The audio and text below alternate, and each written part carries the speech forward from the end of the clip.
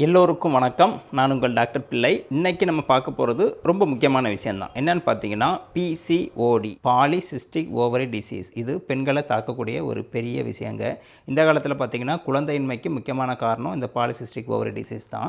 பெண்களுக்கு மட்டும்தான் தெரியும் இதனோட கொடுமை என்ன அப்படின்ட்டு. சில பெண்களுக்கு பார்த்தீங்கன்னா தைராய்டு கூட இது சேர்ந்து வந்துடும். சில பேருக்கு பிசிஓடி மட்டும் இருக்கும். இது வந்து பெண்களுக்கு யூட்ரஸில் வரக்கூடிய ஒரு நோய். இதனால் பார்த்தீங்கன்னா குழந்தை பேர் பாதிக்கூடிய அபாயம் இருக்குது. ஆனால் ஒன்றும் பயப்பட தேவையில்லை. இப்போ உள்ள மாடர்ன் சயின்ஸில், மாடர்ன் மெடிக்கல் ஃபீல்டில் பார்த்திங்கன்னா இந்த பிரச்சனையை சரி பண்ணுறதுக்கு பல்வேறு விதமான மருந்து எல்லாமே இருக்குது. அது உங்கள் மருத்துவரை பார்க்கும்போது அவங்க தருவாங்க. குழந்தை பேர் இல்லாதவங்களும் இந்த பிசிஓடி பிரச்சனையை சரி பண்ணிவிட்டு மருத்துவர் சொல்கிற மாதிரி ஃபாலோ பண்ணிங்க அப்படின்னா குழந்தை பேர் ஈஸியாக அவங்களுக்கு கிடைக்கும். உங்களுக்கு பிசிஓடி பிரச்சனை இருக்கா? எத்தனை நாளாக இருக்குது? அதை கமெண்ட் பாக்ஸில் போடுங்க, நான் ரிப்ளை பண்ணுறேன். இன்றைக்கி நம்ம இந்த வீடியோவில் பார்க்க போகிற என்னென்னு பார்த்தீங்கன்னா, நேச்சுரலாகவே இந்த பிசிஓடி பிரச்சனை வராமல் இருக்கவும், வந்த பிரச்சனையோட வீரியத்தை குறைக்கவும் நான் சொல்கிற ஒரு 10 உணவுகள். அதை நீங்கள் தொடர்ந்து ஃபாலோ பண்ணிட்டு வரும்போது, உணவில் சேர்த்துட்டு வரும்போது கண்டிப்பாக உங்களுக்கு இம்ப்ரூவ்மெண்ட் இருக்கும். இந்த பிரச்சனையிலேருந்து நீங்கள் விடுபடலாம். அப்படிப்பட்ட 10 உணவுகள் என்னென்னு பார்த்துடலாமா? முதலாவது சாப்பிடக்கூடிய உணவு என்னென்னு பார்த்தீங்கன்னா கம்பில் பார்த்தீங்கன்னா கம்பங்கூழ் பண்ணி சாப்பிடும். கம்பில் தோசை பண்ணி சாப்பிடலாம். இரும்பு சத்து நிறைய இருக்குது, நார்ச்சத்து நிறைய இருக்குது, புரோட்டீன் நிறைய இருக்குது, மெக்னீசியம் நிறைய இருக்குது, வயிற்றுக்கு ரொம்ப நல்லது பண்ணுது. இதெல்லாம் சாப்பிட்டு வரும்போது இதில் உள்ள ஃபைபரும் சரி, புரோட்டீனும் சரி, உங்களுக்கு பிசிஓடின்னு சொல்லக்கூடிய நீர்க்கட்டியை வந்து கரைக்கிறதுல முக்கியமான பங்கு வகிக்குது. ஒரு விஷயம் நல்லா புரிஞ்சுக்கோங்க, உடம்புல சுகர் அதிகமாக இருக்கும்போது இந்த நீர்க்கட்டிகள், பிசிஓடி பிரச்சனை அதிகமாக இருக்கும். அதனால தான் அந்த பிசிஓடிக்கு தரக்கூடிய மாத்திரை பார்த்தீங்கன்னா சுகர் குறைக்கிறதுக்கான மாத்திரை மாதிரி தான் இருக்கும் அதுவும். அதனால் வந்து உடம்புல சுகர் ரொம்ப சேராமல் பார்த்துக்கோங்க. நான் சொல்கிற உணவுகளை ஃபாலோ பண்ணும்போது சுகரை குறைச்சி உங்களுக்கு பிசிஓடி பிரச்சனையும் குறைக்கும். அதில் இந்த கம்பங்கூழ் வந்து ஃபஸ்ட் இடத்துல இருக்குது. ரெண்டாவது என்னன்னு பார்த்தீங்கன்னா, நம்ம ஒரு கீரைகள்ங்க, நிறைய கீரை இருக்குல்ல, உங்களுக்கு பிடிச்ச கீரையை சாப்பிடுங்க. ஏன்னா எல்லாத்துலேயும் நீர்ச்சத்து, நார்ச்சத்து இருக்குது. நான் சொல்ல போகிற முக்கியமான சத்துக்கள் இருக்குது. என்னென்னு பார்த்தீங்கன்னா இரும்பு சத்து, ஃபோலேட், அப்புறம் ஃபைபர், இந்த 3ம் நிறைஞ்சு கிடக்கு கீரைகளில். மூணாவது பார்த்தீங்கன்னா கொள்ளில் பார்த்தீங்கன்னா புரோட்டீன் அதிகமாக இருக்குங்க, நார்ச்சத்து அதிகமாக இருக்குங்க.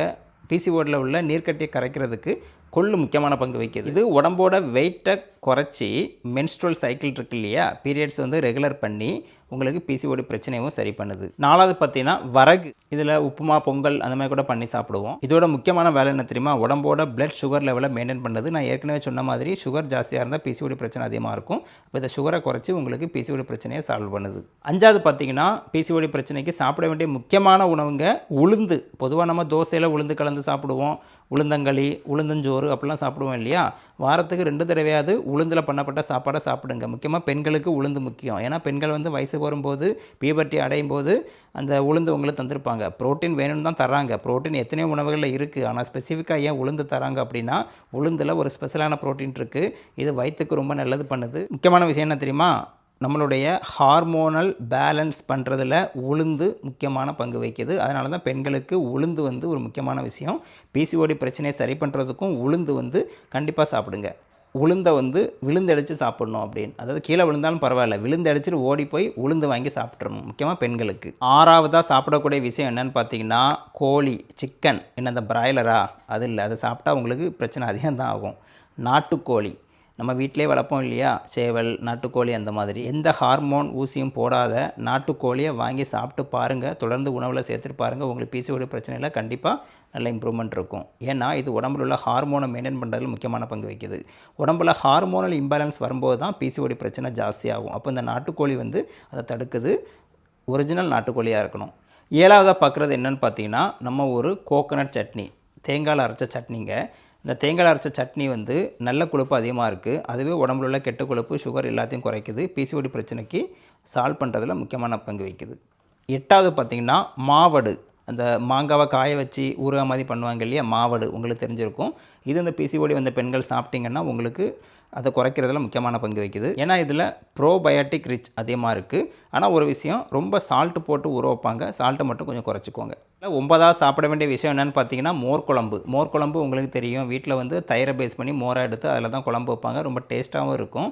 டைஜஷனுக்கு ஹெல்ப் பண்ணுது, பிசிஓடிக்கும் இது ஹெல்ப் பண்ணுது. கடைசியாக 10வது பிசிஓடி பிரச்சனையை குறைக்கிறதுக்கு சாப்பிட வேண்டிய உணவு ஹை ப்ரோட்டீன் ரிச் ஃபுட்ஸ் உணவுகள்.